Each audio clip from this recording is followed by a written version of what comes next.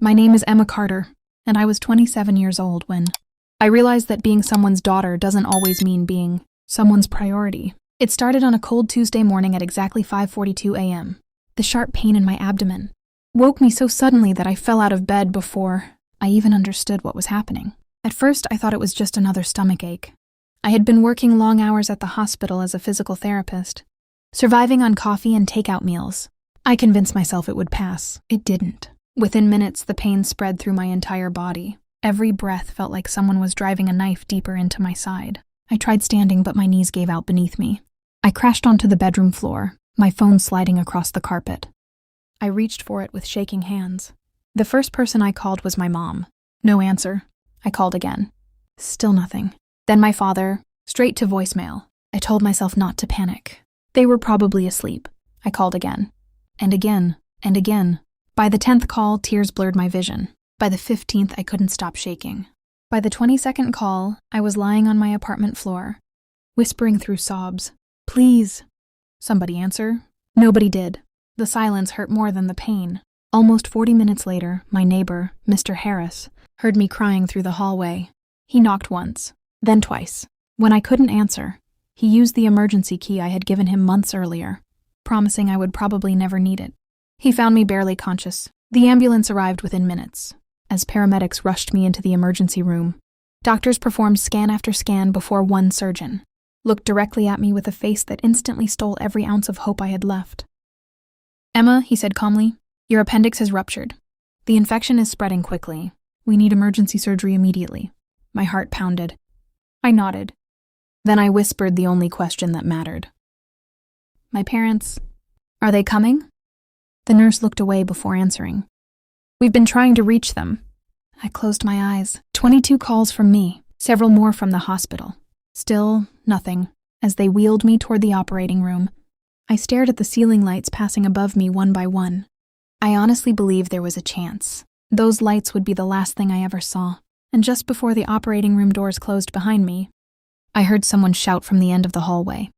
Wait, someone is here asking for Emma Carter. The doors stopped moving, but it wasn't my mother. It wasn't my father. It was someone whose name I had never heard before. The operating room doors paused for only a second before the surgical team pushed me inside. There's no more time, the surgeon said firmly. We'll find out who they are later. The bright lights above me blurred together as nurses surrounded the operating table. Someone placed an oxygen mask over my face. Emma, keep looking at me, a nurse said gently. We're going to take good care of you. I wanted to ask about the stranger. Who were they? Why had they come? Had my parents finally sent someone? But before I could speak, everything faded into darkness. The first thing I heard after surgery was the steady rhythm of a heart monitor. Beep, beep, beep. Every sound reminded me that I was still alive. My throat felt dry. My body felt impossibly heavy. A nurse noticed my eyes opening and smiled. Welcome back, Emma. The first words out of my mouth weren't about the surgery. They came, didn't they? She hesitated. I'm sorry. Those 2 words told me everything. My parents had never shown up, not before the surgery, not during it, not afterward. I turned my face toward the window, fighting back tears. Then I remembered the voice in the hallway. The stranger! The nurse looked surprised. So you remember that? I nodded weakly. Who was it? Before she could answer, there was a gentle knock on the door. A man stepped inside. He looked to be in his late 50s, dressed in a simple navy jacket with tired eyes and silver hair. There was nothing extraordinary about him, yet the room somehow felt calmer the moment he entered. He smiled politely. Emma? I nodded. I'm Daniel Brooks. I searched my memory. The name meant nothing. I'm sorry, I whispered. Do I know you? He gave a small smile. No. That single word only deepened the mystery. He pulled a chair beside my bed but didn't sit immediately. I know this must feel strange, he said. Honestly, I wasn't planning to come in here. Then, why are you here? For a moment, he simply looked at me. Finally, he answered. Because I heard your mother say something that no parent should ever say. About their child.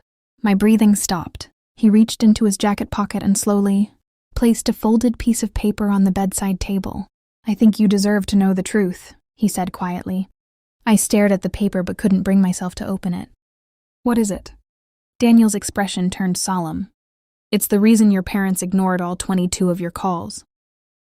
Before I could unfold the paper, Another knock echoed through the room. This time, it was my mother. The room fell silent. My mother walked in first, dressed in an expensive cream-colored coat, her hair perfectly styled as though she had just left. A family gathering instead of a hospital. My father followed a few steps behind, avoiding my eyes. For a brief second, I allowed myself to believe they had rushed here because they were worried. That hope disappeared the moment my mother spoke. "So," she sighed, glancing around the room, "you're awake." "Not how are you?" "Not we were so scared. Just, you're awake." Daniel quietly stood and moved toward the window, giving us space. My mother looked at him with visible confusion. "And who exactly are you?" "My name is Daniel Brooks," he replied calmly. "We don't know you," she said sharply. "I know," Daniel answered. "But I know enough." My father's head slowly lifted. "What does that mean?" Daniel didn't raise his voice. "It means I was standing 20 feet away when the hospital called both of you."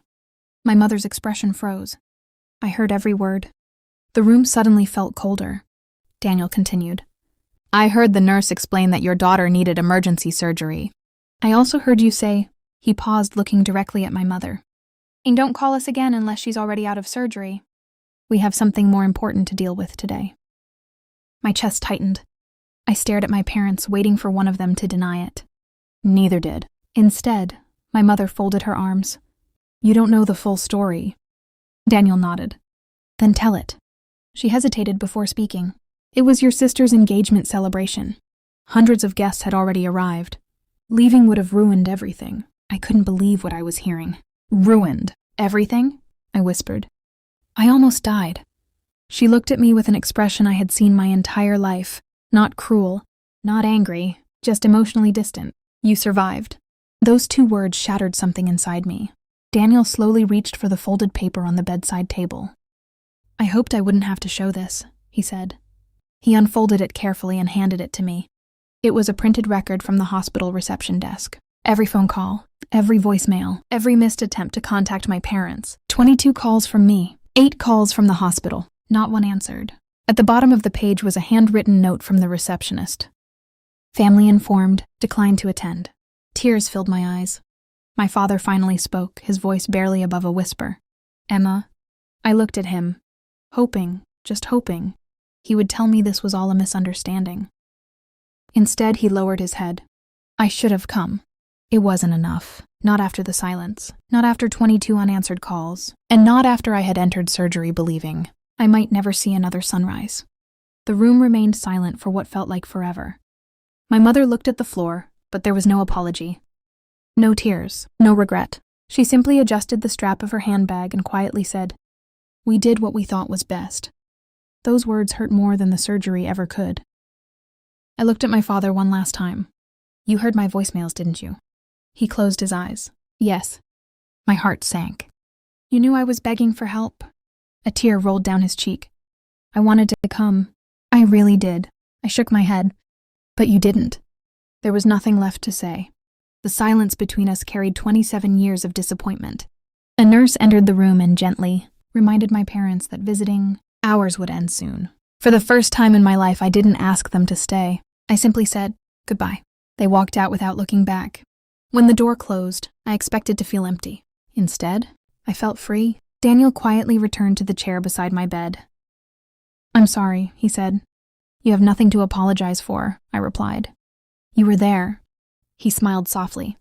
"My wife is downstairs," he said. "She made homemade chicken soup. She insisted I bring it if you were awake." I laughed through my tears. A complete stranger had shown me more kindness in one day than I had received from my own family in years. Over the following months, Daniel and his wife, Linda, visited often. They never tried to replace my parents. They simply showed up. When I was discharged, they helped me carry groceries. When physical therapy became difficult, they drove me to appointments. When my birthday arrived, they were the first people waiting outside my apartment with a small cake and 3 candles. Not because they forgot my age, because Daniel smiled and said, "Today is the beginning of your new life." A year later, I made one of the hardest decisions I have ever made. I stopped chasing love from people who had already decided not to give it. I wished my parents peace, but I also chose peace for myself. Today, my scars remind me of the surgery that almost took my life, but they also remind me of the day I discovered something even more important: Family is not defined by the people who share your last name. Family is defined by the people who answer when you cry for help. Sometimes the greatest act of love comes from someone who owes you nothing.